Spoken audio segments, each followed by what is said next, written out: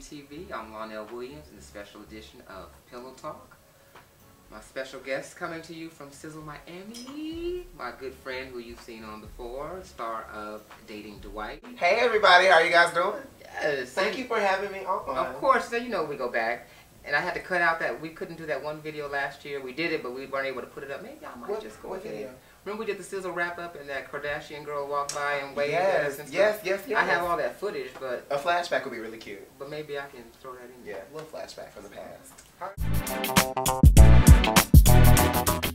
How have you liked it so far? What is? Oh my God, Sizzle has been absolutely amazing. I've had so much fun. If you were not here, you definitely have missed the treat. Especially the Hyatt Live last night. We turned it out. Yes, we turned it out and off. You know? We did that.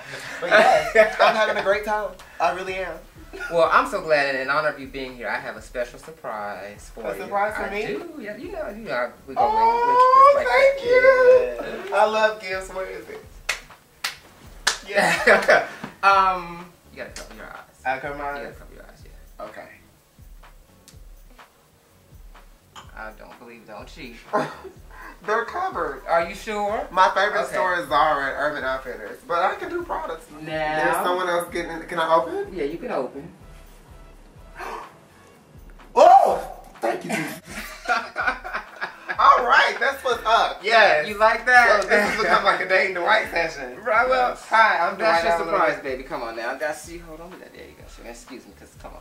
Just sit. Please, this is my damn show. Wait a minute. Thank you, baby. Okay, now I'm sorry. Go on then. Go This on. is my surprise. Is it too small? A banana. Hi, I'm Dwight. It's nice to meet you. What's your name? Curtis J. Pleasure, Curtis. Nice to meet you. You too. And yeah. So it's gonna be okay, baby. Well, you know. Just come on the interview line. You know I love you.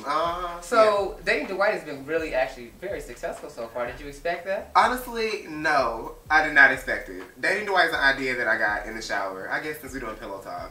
Actually, a certain guest I had a serious crush on him, and I wanted to do an interview with him, and I also wanted to go on a date with him. So I was like, how can I go on a date with this person and it not, be so obvious that I want to go on a date with them? So one day I was in the shower, getting myself together, and I had this idea that I should do the interview on a date. And before I decided to do the episode with him, I did some trial runs with other people to see the flow of it, and it became very successful. And I went on a date with that person on the show, and now I have a successful show that actually is going to be, well, it is. It's on the Glow Network. So definitely check out glowtvnetwork.com and subscribe today. Okay. Yeah, Glow TV. And I'll put the link up for them too. So, right. The website. So who was the date? So I know it wasn't the first show, and it wasn't was it maybe the second or third? Is this the I'm just trying to figure out if it's the same one that the one that I'm obsessed with. Well, let's just say this. I went on the date with the person, and his management gooped me. If you don't know what goop means, it's like a diss. And they threw in a third person. So it wasn't a one-on-one date. I had a three-way. I remember that. Kind of like this. Right. So, yeah, it wasn't a date at all, actually. But I didn't get the man. But I got a very successful show. See, all right. I'll eat to that. So Curtis, Yes. how have you been enjoying Sizzle? I've been enjoying Sizzle. It's been cool. It's been cool. Would you like some What's banana? been the best part? No. He's got a banana boo boo. Yes, he's got a big banana. So I'm sorry, what were you were saying? Sizzle, Sizzle, Miami. yes. The best part, just pretty much, Being in bed with yeah. me. And me, right. Oh, Yeah, but one of my favorite parts. This is my first threesome, actually. Really? Yeah. Oh, we gotta get you. It's my second. We got some big My expectations. first one was DeMarco Mason and Anwar Robinson. Episode 2. Okay. I'm a pro at this thing. Any questions, just ask me. I got you, boo. Okay. I like the VIP treatment I've been getting, so it's been cool. Well, you are VIP, baby. With me, it's VIP. That's what's up. That's what's up. We're doing big things right here. It's a real big thing. Okay. You did a whole series on trifling men. Yeah. With my my blog, I hear this. my brand, I'm really focusing on this whole Dating Dwight single bit kind of thing. And I have a philosophy on why some men are trifling, in my opinion. And my philosophy, I would love to share with you all and get your feedback. What do you mean by trifling? Well, I'm going to say trifling in the sense of, I personally don't call anyone trifling. It's just something I use to relate to people. Right. Yeah, I relate because people say trifling, you know. And one thing I try to do is words with negative connotations, I try to find the good in them. Like, for instance, I have a project coming out that has the word faggot in it. And I'm trying to show how we can make faggot positive, if that makes sense. So that's why I use trifling. I've been in situations where I've said the word and I've been just cut off in the middle of saying things, and they don't even let you finish and say what you mean by it. No comment. But basically, I feel that men cheat because of the way they were raised. Okay. I think that parents raise our children, raise men to cheat and women to be faithful. And the reason I say this is, at a very young age, you're shaped. Because I was raised by my mother, so... Right, but at a young age... and this isn't everybody. Okay. Okay, you can't make a general statement the world, but I will say the majority. As a young boy, even myself, from my mom and dad, I was taught that I should date around different women. I should date different girls, so, you know, and not necessarily get tied down to the right one. And then eventually what ends up happening is you go from dating around to sex becomes involved. Eventually, dating equals sex. Except for you're gay, it's the other way around, right? Right.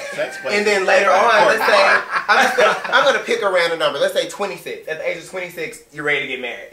So when do you go from dating around to married and being monogamous? Now, on the flip side, a woman is taught, you date this man, you're going to grow up and get a husband that's going to take care of you, you're going to raise a family, and at a young age, you're instilled that. So you're being raised. So these traits are a lot of times just instilled in you. And I think some men can't help but to cheat.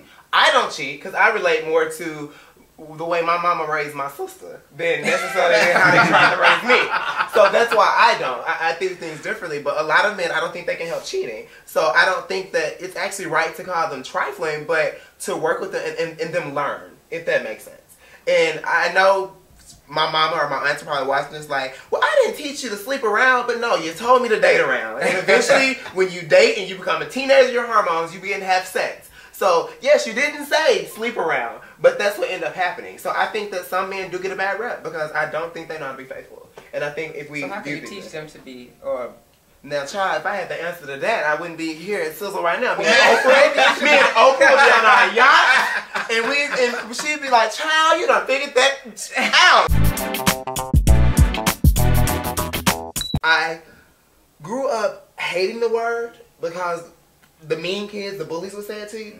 But now what I've learned is I'm trying to really create the word to find the positive in it. Because what's happening is, and my passion is young people. Young people that, it really hurt my heart last year. There's 2 boys that killed themselves because they're being bullied. And again, we don't know their sexuality, but you can guess. But it was saying because kids call them gay. And I went through the same thing as a child. So and the reason I'm trying to make the word faggot positive is for that young person that's 4 or 5 right now, and by the time they're 8 and someone might be calling them faggot, they'll see that I've changed the definition of it, and it's not necessarily a bad thing, and it's not going to F up their self-esteem. And it's how you define yourself. Exactly. It's how you define it. As long as people know that the word has power over you and it affects you, like the N-word, right? Or the fact they'll use it because they know that it gets you. But if it doesn't bother you, or if you're not affected by it, then so you got to understand and see yourself bigger. It's not what they call you; it's what you answer to. Exactly. And I remember when I was little, I was taught the saying, words don't hurt, but licks do. Words do hurt. It's like black folks using the term nigga. Right. So why is it that some people can get away with it and other people it's like, okay, you gotta stone them motherfuckers because they call it faggot. I'm like this too. I mean,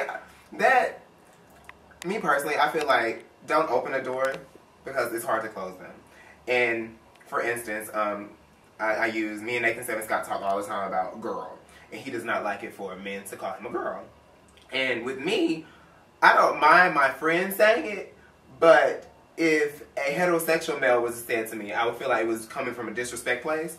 And through my realizations of finding myself and opening up, I just kind of feel like, honestly, I don't have rights to get mad at him either, because if I open the door with you, it's kind of open. And I think so many times we're like, well, it's okay for you to say nigga, but when you say it, it's not right. So it's not right to use that across the board, in my opinion.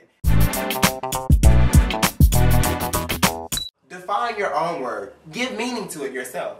You give meaning to everything. You give meaning to life. I give meaning to you. We give meaning to everything. So give meaning to your own words. Take faggot, take trifling, take nigga, take bitch, take hoe, and put a positive meaning behind it. And take dick, okay? Take it. Take it like a man. But it's true, and I mean that's what Real WTV is all about. I always say like stand in your light at the end of the stuff, but that's really what I mean about living your authentic. Right. It is true. I can relate to what he just said because I've been in an 8-year relationship and he's here with me. So why is he up in here with you? Because I'm Curtis J right now. Okay. Okay. Trifling, good for nothing. But Try for brother. My thing was if you can't accept me, then there's no relationship. I'm not changing for nobody. Right, and you can't change. Change or compromise. Right, and I mean, I've been called, words like that, and it doesn't bother me. It makes me pretty much push for more, really. And usually I find I use it as a positive and take it to the next level instead of holding back because of what other people may think or say. And when people use those words against you, it's really usually the hate that they have of themselves. Right, exactly. Your the insecurity of their self. Right. That's what it is. Things you don't like about somebody else is a quality you have within yourself. Exactly. And that is so true. Your fear is your fantasy.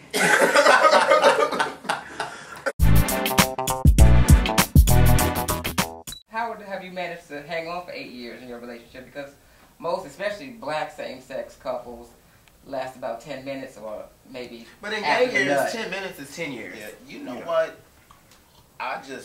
Every day is new to me, so I don't put too much on it. I think friends first, relationship second, with me. And boys that think like that gone. But I wasn't always like this. It took me to learn to get to that point. You know what I mean? So, I mean, me. Like going to the pool party, being in my trunks and all that. I mean, I like the attention, I like looking at other boys and stuff like that, but at the end of the day, that's who I'm sleeping with. Hey, man. Damn. Oh, except this one. Right, so I'm sleeping with you right now. You got any homeboys that think like that? I do. They single? I do have homeboys. Let me give you my card. Hold on. Financially stable and all that. So, I mean, it's who you surround yourself around. You know what I mean? I've been surrounded myself. I have my house boys that I hang out with. I have my straight friends that hang out with me at all different kind of gay events. Which one is out here in Miami that's hanging out with me tonight? Right. And And he's single? He's straight, he's single, and he likes to hang out because do you have any gay friends? I don't know. Are you desperation? Right. That's okay. I got him. On that note, I definitely want to thank Curtis J. and Dwight Alan O'Neil for hanging out with us on Pillow Talk with Real WTV. Always stand in your light.